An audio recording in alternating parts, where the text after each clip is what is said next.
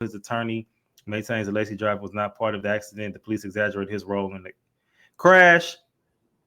He was facing vehicular homicide before his death, but his defense state's case was built on weak, possibly manipulated testimony. Is what had happened after the crash that drawn even more scrutiny. So some of the comments was like, did not, may not, did you see the footage? Man, wasn't even close to it. Who runs this account? Sue everybody for everything. He did not. Everyone lied. Should go to prison. And yeah, did you know anything about this case at all from some months ago? No, I saw it going around today with the video and everything. But when you say he unalived himself, I did not know that. Yeah, so let's get into the first segment for the day, which is what does this have to do with mental health? And as we know, that is the study of how we act, think, and feel, right? It's unfortunate because I actually had a homeboy who unalived himself in 2021. Nobody saw it coming.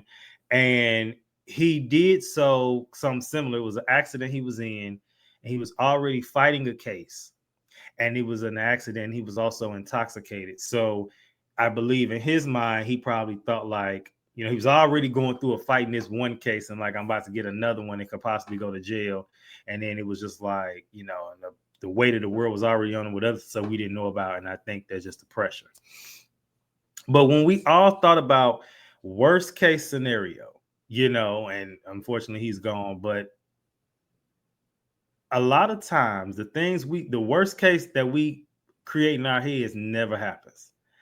And even if he did go to jail for all of that, worst case, he wouldn't have been in jail longer than 3 years. And that's worse. You know what I mean? That's absolute extreme. And even with this Kyren Lacey thing, I believe he felt like the weight of the world was on him. And he was like, I had to go. I didn't unalive somebody. And they saying it's his fault. Young black athlete, they always pick on them anyway. And the pressure and the weight of the world, which led him to unalive himself. And so it's unfortunate. And I want this before I go any deeper, I want this to be a reiteration to anybody listening. Whatever you're going through, you think is the end of the world, trust me. One, it could probably be worse. But two, the worst case you didn't create it in your mind, not going to happen. Yeah. And so when we do that, and this again, somebody who used to struggle with suicide ideation many years ago, and for many years at that. Me too. Okay. So you understand. And do you still struggle with those things now? Yeah, a little bit.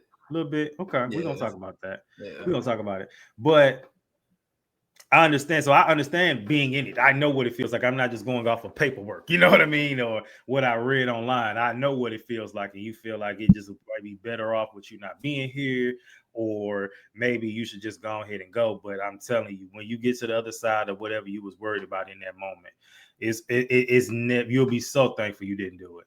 Because it's so many people. I don't know if you saw my episode. I don't know. And I'm going to send it to you. But I had an episode where it was a solo episode before this last one that dropped about, it's crazy we talking about this, is unaliving yourself selfish. And it was a part 2 to my 2021 episode, is suicide selfish.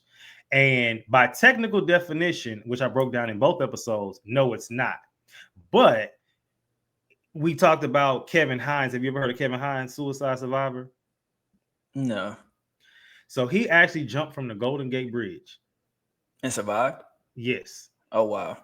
And he said I don't want to tell all the story because I kind of recapped it a little bit in my episode. And then one of my clients who I do his podcast, he was on there and just close this whole story.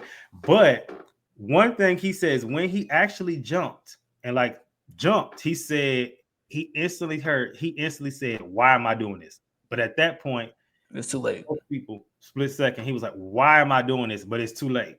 Now he survived to live to tell the tale, but that's how most people, once they do it and they in the heat of it, like, why did I do this? But at that point, it's too late. So I hope anybody who's struggling with that, keep that in mind.